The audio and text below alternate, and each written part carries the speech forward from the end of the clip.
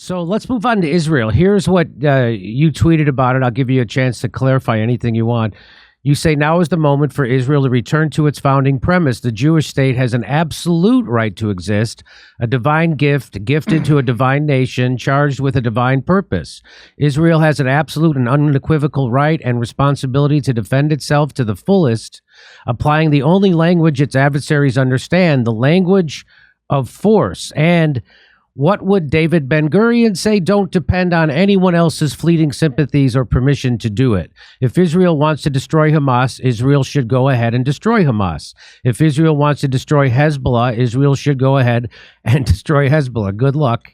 If Israel and Mossad want to pull off Munich 2.0 and take out every last leader of Hamas, wherever they may be hiding, from Doha to Dresden, and host a red wedding at the Four Seasons in Qatar the next time Hania and Mashal show up, they should go ahead and do it. So it sounds great, except for the part of Hezbollah. But so we don't have to wonder what Ben-Gurion would say. We could just read his quotes. Let me just read a couple to you. We must expel Arabs and take their places. And if we have to use force, not to dispossess the Arabs of the Negev and Transjordan, but to guarantee our own right to settle in those places, then we have force at our disposal. Let us not ignore the truth among ourselves. Politically, we are the aggressors, and they defend themselves. The country is theirs because they inhabit it, whereas we want to come here and settle down. And in their view, we want to take away from them their country. Behind the terrorism is a movement which, though primitive, is not devoid of idealism and self-sacrifice. So doesn't that kind of blow your argument out of the water? I just quoted that guy, and he's saying that we're taking their land. Here's my view on it. And I wanted to let you finish that so I could tell you what my view is. And you can look at the totality of what I've said here. I have a radical revelation. I'm running for president of the United States, not for the president of Israel or any other country. And I know some people running for U.S. president mix that up a little bit. I don't. I'm pretty clear about which country I'm running to be president of. And my view is, against that backdrop, Israel's an ally. Israel should be allowed to do what Israel needs to defend itself, and also to make its own determinations. But this is all against the backdrop of me being probably the only person in the GOP field that's actually been clear about this. We should not be getting involved in that. I am against the $16 billion or $14 billion aid package for this specific war. I think that's better for Israel and better for the United States. So my view is this. I think that Israel's founding premise is it has the right to exist. David Ben-Gurion would have said, without the sympathies of the West and without the micromanagement of the West. Great. I agree with that. I think that Israel does have the right to exist. I would stand diplomatically for Israel's right to defend itself, but I don't think the U.S. should be militarily intervening in this war. And against that backdrop, yes, I have a lot to say diplomatically in favor of what Israel decides to do. And there's a whole debate within Israel's own government. Keep in mind that not everybody in Israel's own government agrees with what they should be doing. If only the American press actually laid, I would say, the same type of critical inquiry of Bibi's own leadership in Israel that the Israeli press is. There's a lot of debate for Israel to have, but that's Israel's decision to make, not ours. And so I think we muddy the waters when we're A, engaging militarily or financially in this specific war, or B, trying to play armchair quarterback from any direction. So my view is, when I was asked about my opinion on what I believe of Israel, I love Israel as a country. I believe in Israel's right to exist. I believe Israel is an ally of the U.S., and our job is to stand diplomatically for its right to self-defense. But I'm against, and I think I'm alone, maybe Thomas Massey, in the Congress or whatever, but in the GOP amongst presidential candidates, I'm alone in saying we should not interfere in this specific conflict diplomatically, give them the air cover they need to get their job done. Let Israel make the decisions it needs to make. That's better for the United States, better for Israel, doesn't muddy the waters, and that's where I'm at. So hopefully at least that's clear to you about my position. Well, that's certainly a little better of a position than most of the people running for president, including Joe Biden. But or RFK or anyone else. I mean, I think, frankly, or much of the Republican Party, frankly. And or so Van I think Jones. or Van Jones. Yeah. But I'm shaking that you said that. And let me And let me just clarify what I said earlier when I was reading your statement. I said that sounds great. I was being sarcastic because I want to show you when you say the right to self-defense.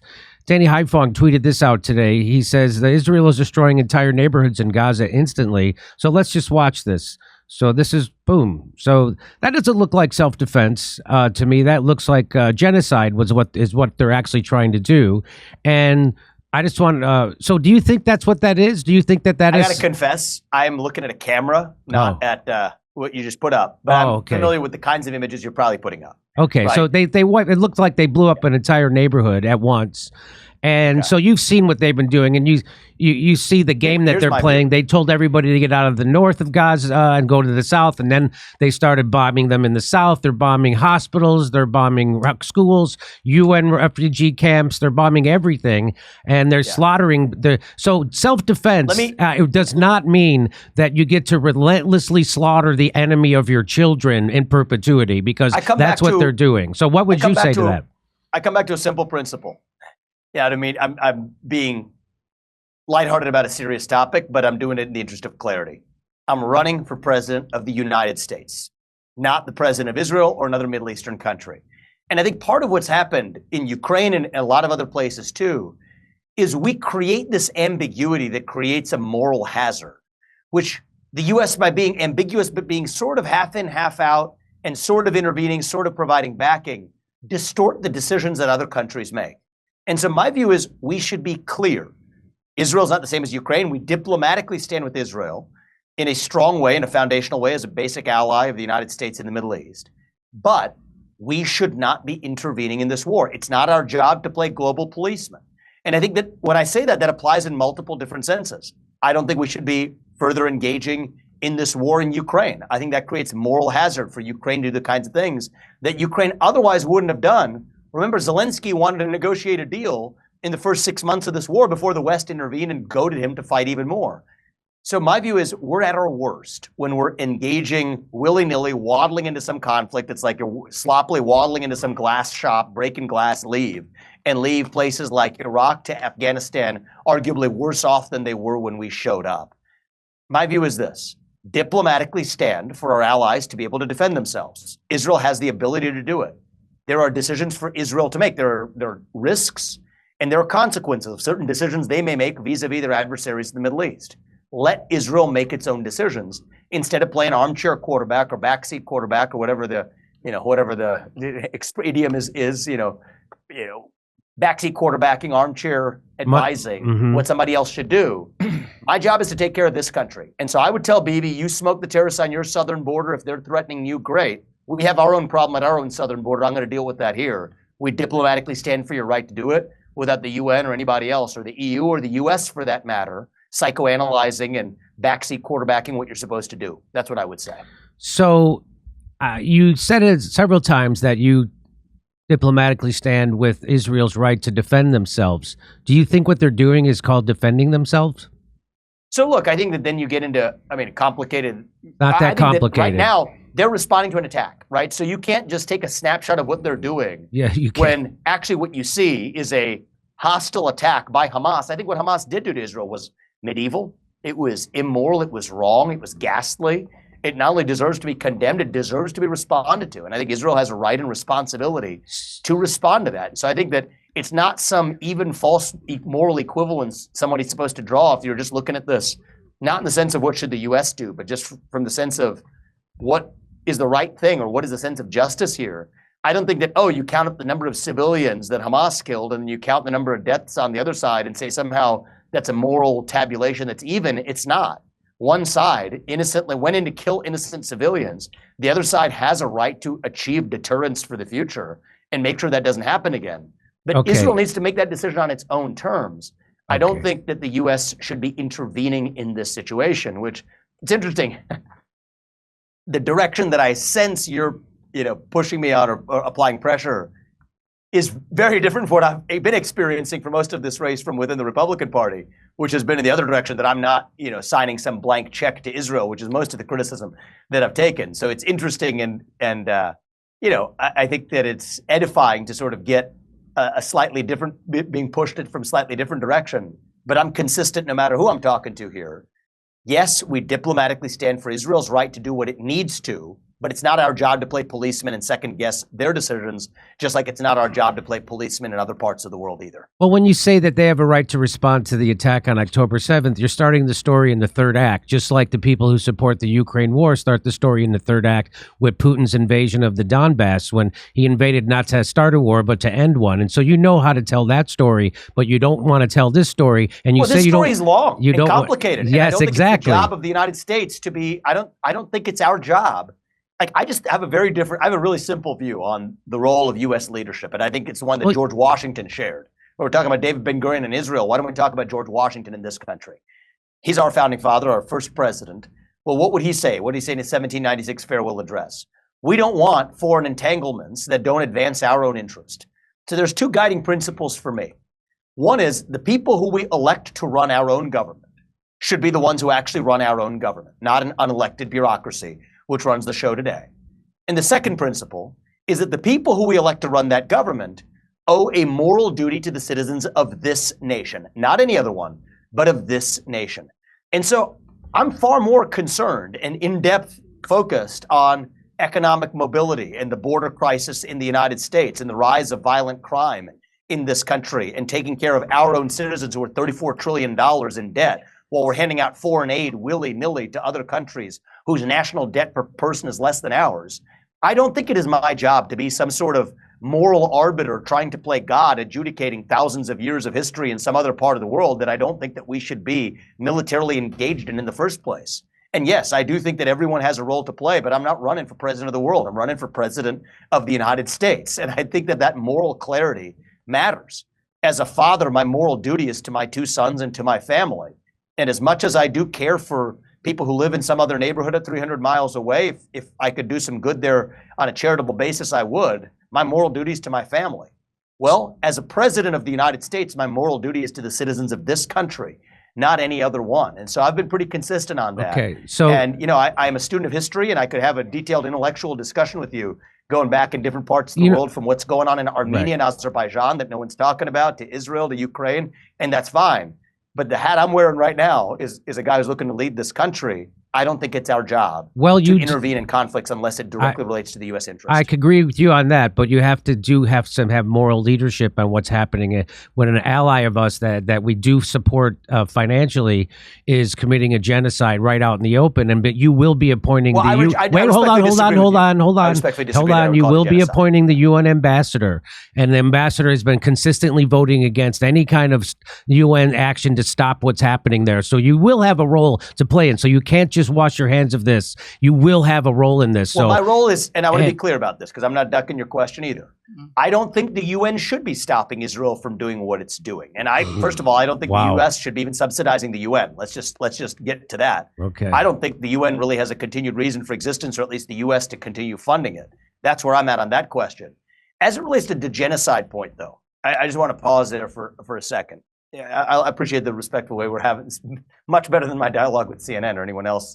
And so we've agreed on most things. We might have a slightly different point of view here. I disagree on the genocide point. What does genocide refer to? The elimination of a race. Well, you know what? About 20% of the Israeli population is Palestinian. That's more than the Black or Hispanic population of the United States.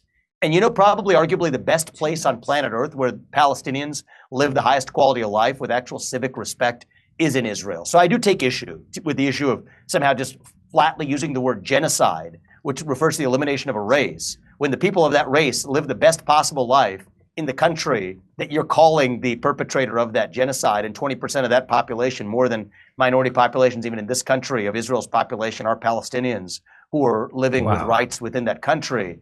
I think that there is a lot of responsibility to go around for other Arab countries, for failed leadership, both of the Palestinian Authority of Mahmoud Abbas all the way to Hamas's failed leadership in Gaza. Okay. And so I think that that's something that, yes, involves a long history. That is not the role that I'm running for of Middle Eastern history professor at Harvard. I'm running to be president of the United States, which is why I have my moral clarity. That I'm focused on this country without intervening there. All right, let me get one more question in from my co-host, Kurt, because, boy, I tell you, the way you could spin that into somehow Israel's protecting Palestinians and they have the best. I would not want to. I would not want to buy a car from you because you would nail me. Let me go to Kurt. Kurt, you have a question? Yeah, by the way, I think Vivek's done the best of anybody you've had on the show as far as in these. I know. Like, okay, genocide, they say about the Uyghurs in China, who are treated better than Palestinians, for the record. It's more of an ethnic cleansing, I would call it. Everybody's throwing genocide around, but what it is an ethnic cleansing. All these videos that you see of the destruction, I know you can't see this particular one.